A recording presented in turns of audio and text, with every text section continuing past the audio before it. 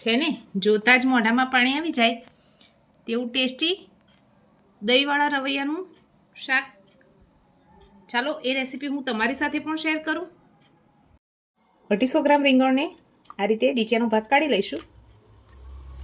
રવૈયા છે આ રીતે ડીચાનો ભાગ કાઢી લેવાનો છે. આપણે બધા જ રવૈયાને એ રીતે સમારી લઈએ. એક બાઉલમાં દહીં ઉમેરીશું. દહીં અહીંયા મેં મીડિયમ ખાટું લીધેલું છે. હવે આપણે એમાં રેગ્યુલર મસાલા ઉમેરીશું.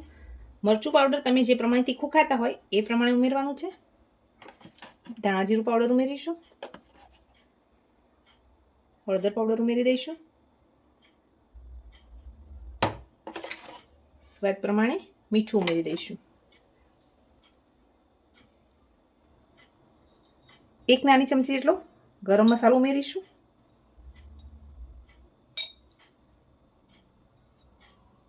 હવે આ બધું મિક્સ કરી લઈશું.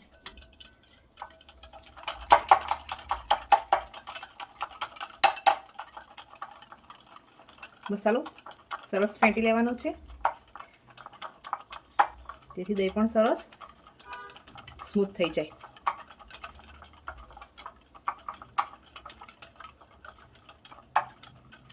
આપણે આમાં રવૈયાને મેરિનેટ કરવાના છે.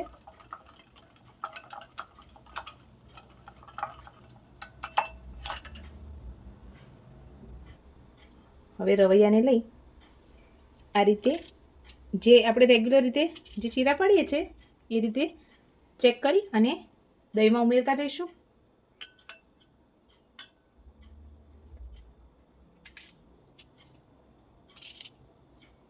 એકવાર આ રીતે આ રવૈયાના શાકની રેસીપી બનાવીને ઘરે જરૂરથી ટ્રાય કરજો.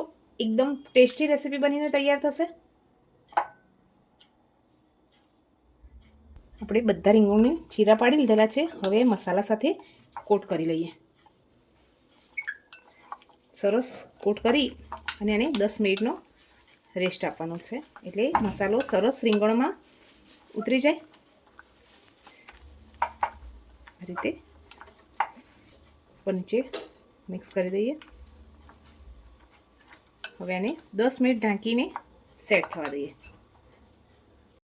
ગેસ ઉપર કઢાઈ રાખી છે, એમાં તેલ ઉમેરીશું.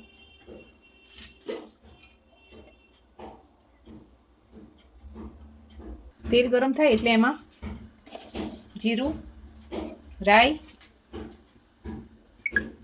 જીરું તતડે એટલે એમાં હિંગ ઉમેરી દઈશું. ઝીણી સમારેલી ડુંગળી ઉમેરી દઈએ. ડુંગળીને એકદમ સોફ્ટ થાય ત્યાર સુધી આપણે ફ્રાય કરી લઈશું. ડુંગળીને વચ્ચે વચ્ચે આ રીતે હલાવતા જઈશું અને શેકાવા દઈએ. ડુંગળીમાંની કચાશ નીકળી જાય ત્યાર સુધી આપણે એને ફ્રાય કરીશું. હવે આપણે એમાં લીલા મરચાં અને લસણની પેસ્ટ ઉમેરી સરસ શેકાવા દઈએ. લસણની કચાશ દૂર થાય ત્યાર સુધી એને પણ સરસ ફ્રાય કરી લઈએ. લસણ ફ્રાય થઈ જશે એટલે સરસ સુવાસ આવવા લાગશે.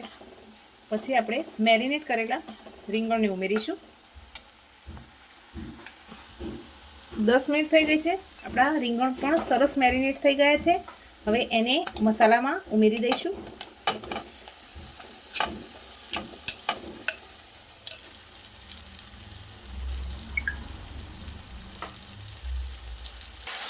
ગેસની ફ્લેમને લો રાખીશું.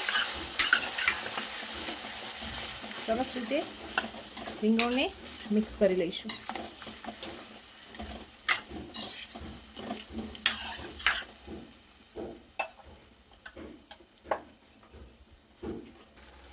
રીંગણને મસાલા સાથે સરસ એકવાર મિક્સ કરી લેવાના છે.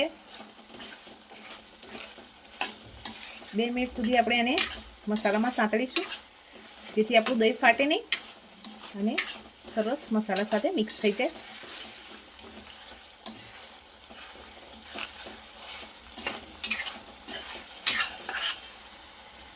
હવે આપણે આમાં પાણી ઉમેરીશું. હવે આપણે એમાં 1 ગ્લાસ જેટલું પાણી ઉમેરી દઈશું.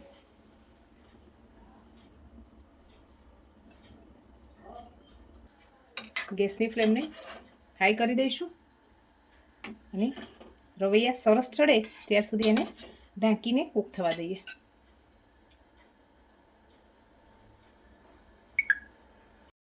થોડી વાર માટે ગેસની ફ્લેમને લો કરી દઈશું અને 5 મિનિટ સુધી એને કૂક થવા દઈએ.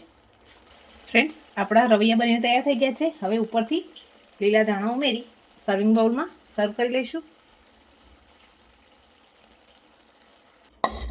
હવે આપણે સર્વિંગ બાઉલમાં નીકાળી લઈએ.